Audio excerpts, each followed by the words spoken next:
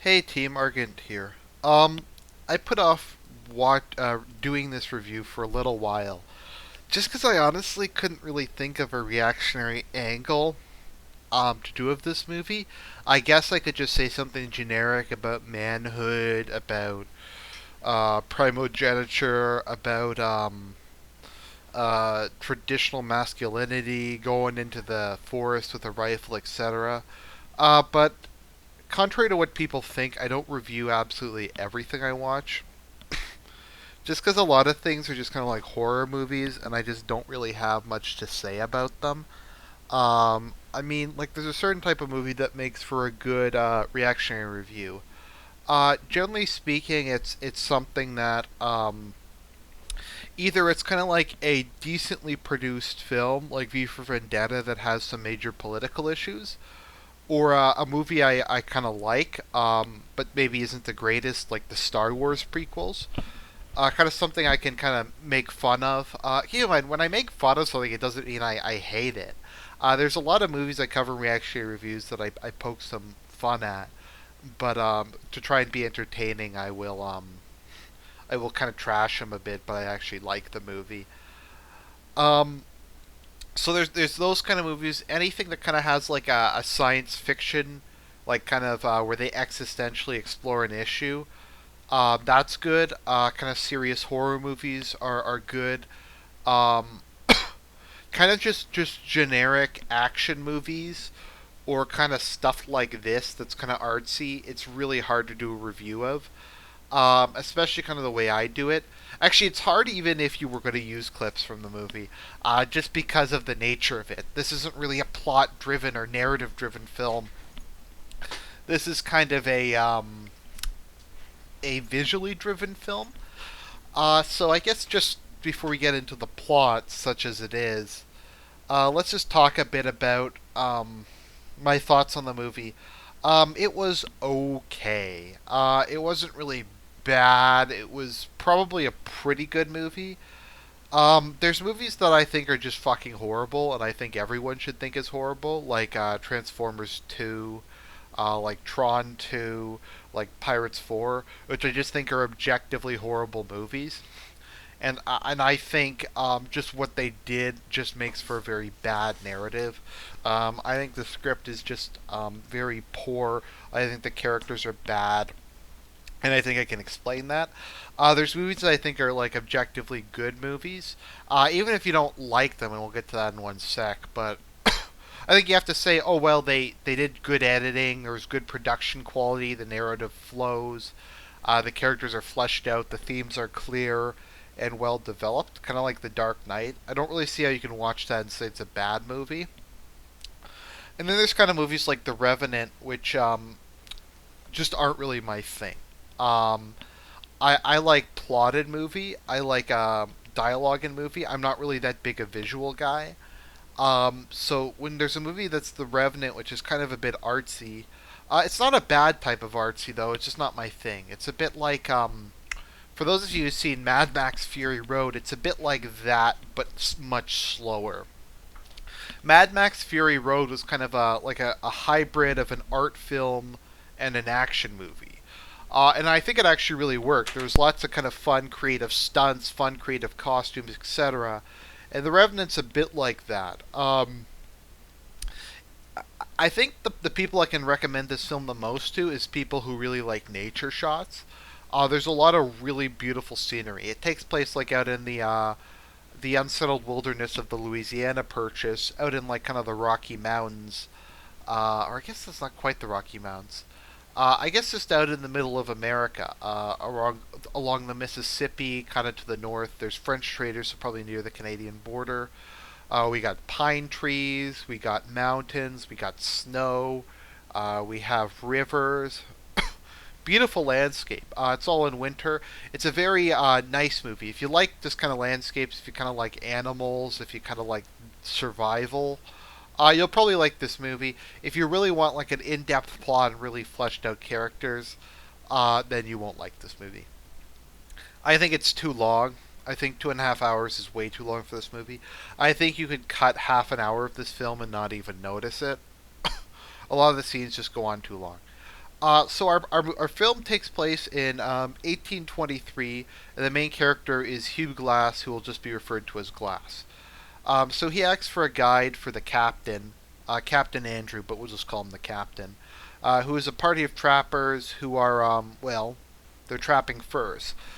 Furs were kind of like the oil of the day. That's not probably a exact metaphor since fur wasn't as critical, but fur was very valuable. I mean, today we just kind of the garment industry in general isn't that big a deal. Kind of traditionally, people would spend a much larger percentage of their income um, on clothing and food, and food now is kind of fairly small. It's going back up, but relative to what it has been historically, where it was like over half of your income, food is much cheaper now than it used to be.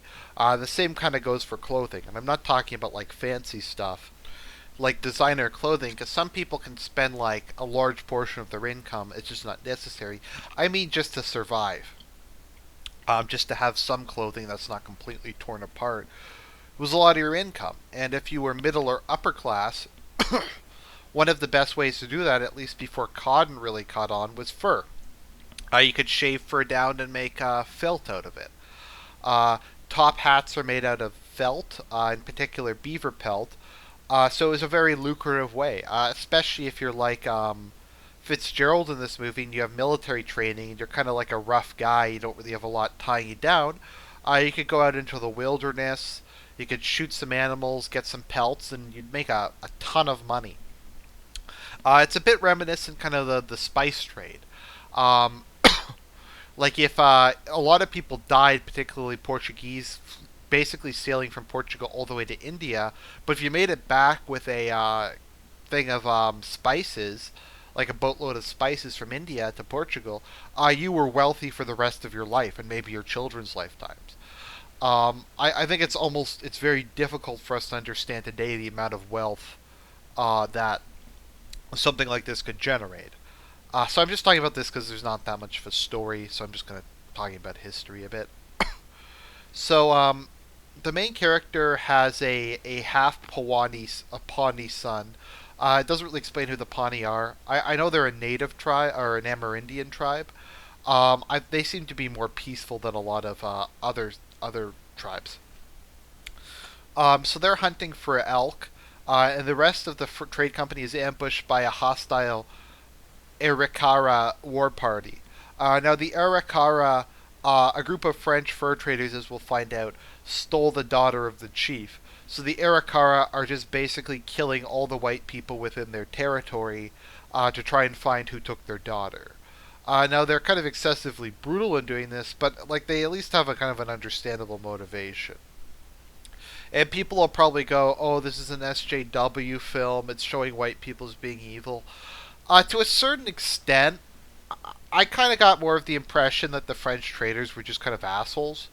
Like they were just bad people, and they stole the chief's daughter and raped her because that's kind of what bad guys do. Especially when they're out in the middle of the wilderness and there's no law, there's no order, there's no one really to punish them.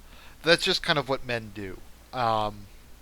I mean, obviously, there's good people in this movie who don't do shit like that, but that's kind of more the impression I got than any kind of political statement.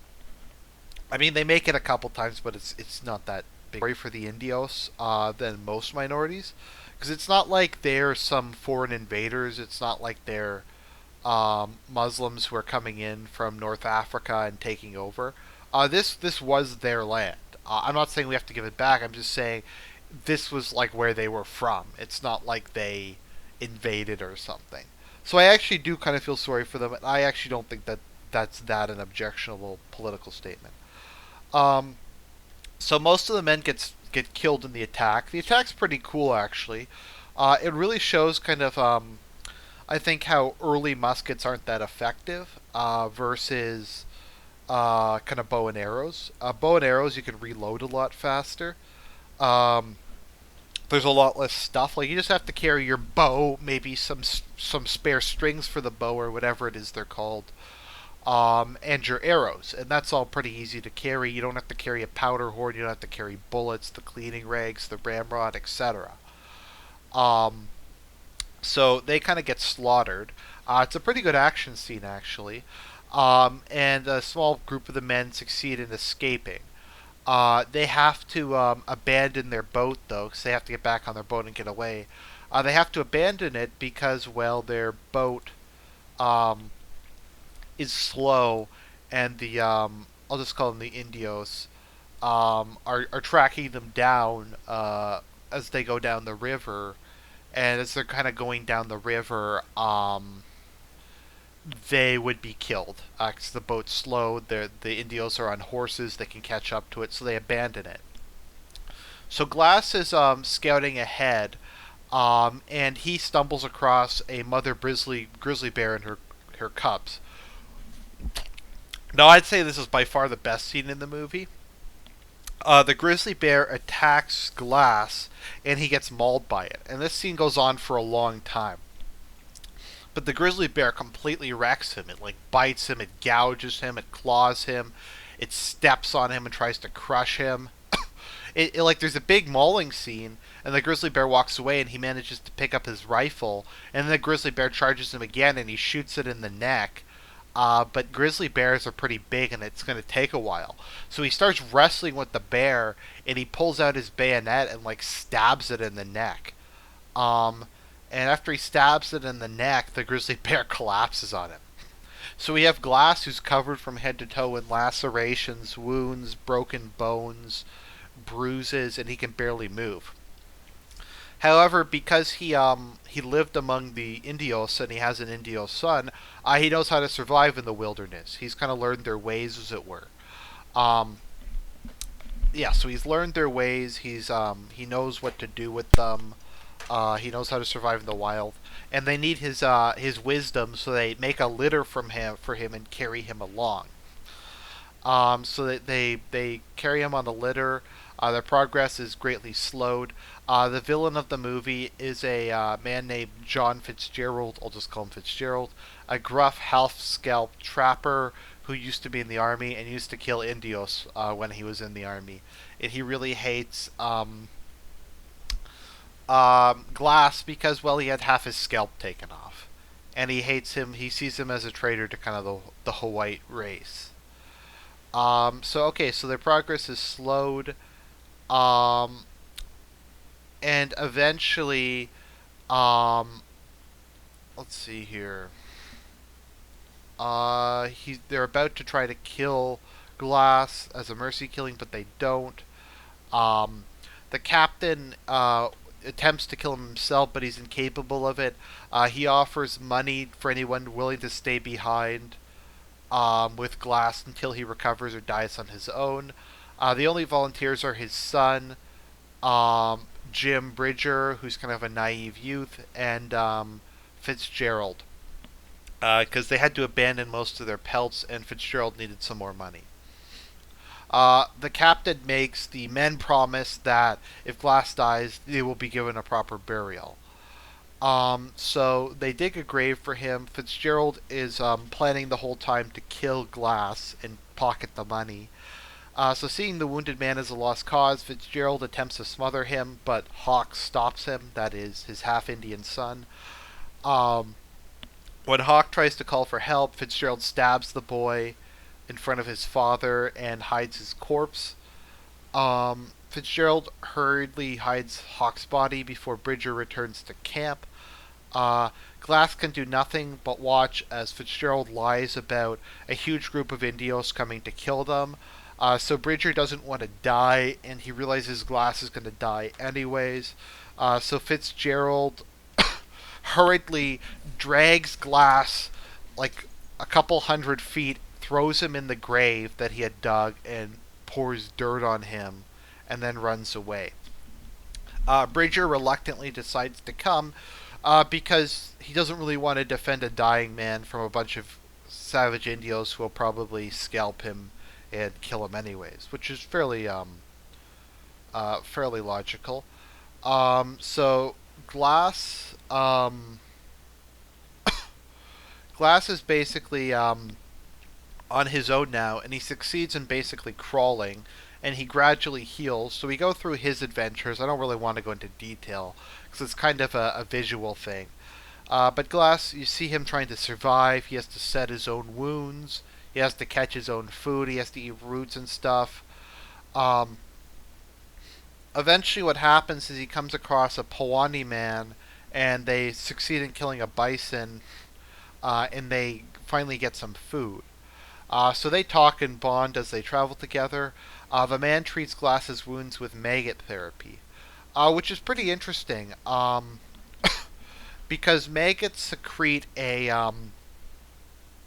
they have a secretion that kills bacteria, and I think kills fungus and other kind of unhealthy things.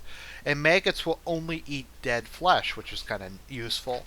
So if you have a burn wound or a wound in general and you put maggots on it, it's gross, but the maggots will eat away all the dead kind of necrotic flesh. They won't touch the healthy flesh, so maggot therapy is often used for burn victims.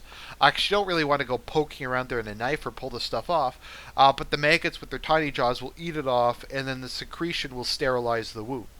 So the Pawnee man does that with him, and he gets back together. It's put back together. Glass comes across the French traders who are raping the daughter of the chief, kills one of them, and rescues her, which will become important later. Glass escapes and steals a horse. The Pawnee man who helped him out gets killed by the French traders. So Glass is also getting even.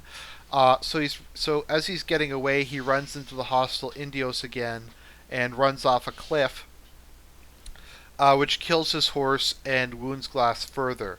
There's a blizzard, so he cuts open the hide of his dead horse and crawls inside of it, kind of like the Tauntaun in The Empire Strikes Back. So that's pretty neat. So meanwhile, a lone Frenchman is found carrying Glass's canteen back at the fort. The rest of the party by this point has reached the fort. Fitzgerald has taken the money and run off. Later on, as it becomes clear that they'll probably find Glass, he breaks into the safe, takes most of the money, and decides to leave. He wants to either re-enlist in the army and then go to serve in Texas and maybe buy a ranch there, down south away from the cold. Fitzgerald knows that Glass himself must have dropped the flask. The search party believes it's Hawk, though, because they thought Glass would be dead. So Glass shows up at the fort. And they finally give him proper medical attention, sew up his wounds, clean them out, etc. He's able to eat properly, put on a fresh set of clothes. People disobeying orders and abandoning your comrades to die is illegal. Glass says, "I want to come along with you, though. I want to go and fight. I want to go and kill the guy who killed my son and get revenge." So Fitzgerald ambushes the captain after they stupidly split up and kills him. Glass hears the gunshots and finds the captain's dead body. Knowing that Fitzgerald is close, Glass cleverly creates a decoy. He places Henry's dead body on the first of the two horses in Glass's coat and hides himself under the pack blankets, pretending to be the corpse of the captain. So Fitzgerald uses his one shot to hit the Glass's corpse. Hit the captain's corpse, and then Glass jumps out of the pack horse when Fitzgerald comes to check who he shot, and he succeeds in shooting Fitzgerald in the shoulder. So Fitzgerald flees and Glass chases him, and the two face off in an extremely brutal battle. Glass succeeds in killing Fitzgerald, or almost killing Fitzgerald, but he remembers what the Pawnee man who helped him earlier had said, that God takes his own vengeance, or because he's an Indio, he said the great creator takes his own vengeance. I forgot to mention it, but the Pawnee man's family was killed by the Sioux, which is kind of, I think one thing I kind of like about this movie is it portrays the Indios as being kind of, they have agency. They're tough. Like, they aren't, like, just kind of some pussies. They have bows, they have arrows. They have guerrilla tactics. They have horses. They have guns. They're badasses. Like they ride around and they kick ass. I mean, they're not just kind of some weak, peace-loving, tree-hugging losers. They're a tough, proud warrior culture, and they're going to take out anybody who tries to go onto their land. So I enjoyed that aspect of the movie. I also liked that the man's family was not killed by white people; they were killed by Sioux.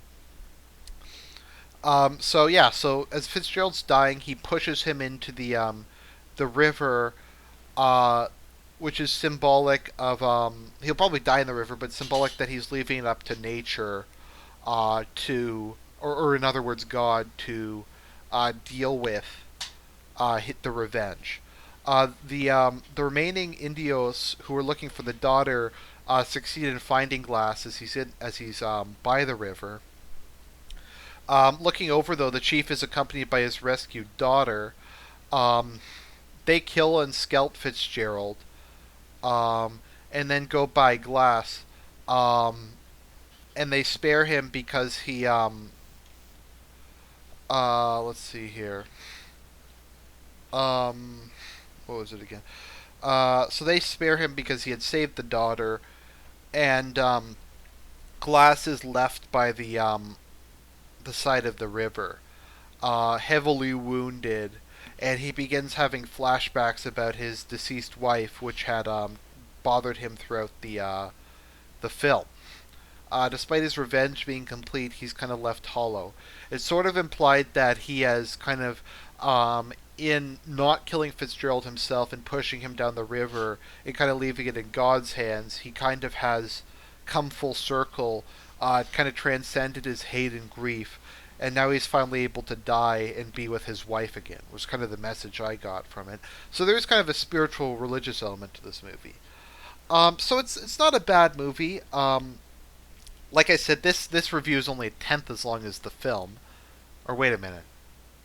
Yeah, it is about a tenth as long as the film, considering the movie's like 2 hours, 200 minutes. It's really long. It's a pretty good movie. If any of this appeals to you, I'd go see it. If not, don't feel bad about it. This isn't a film for everyone. It's not something like The Dark Knight, which is kind of like a broad audience film. I don't know why it's doing so well. I guess just because of the good cinematography and Leo puts in a good performance. But that's my reactionary review of The Revenant. I hope you enjoyed it. This is Argent. More reactionary reviews on the way.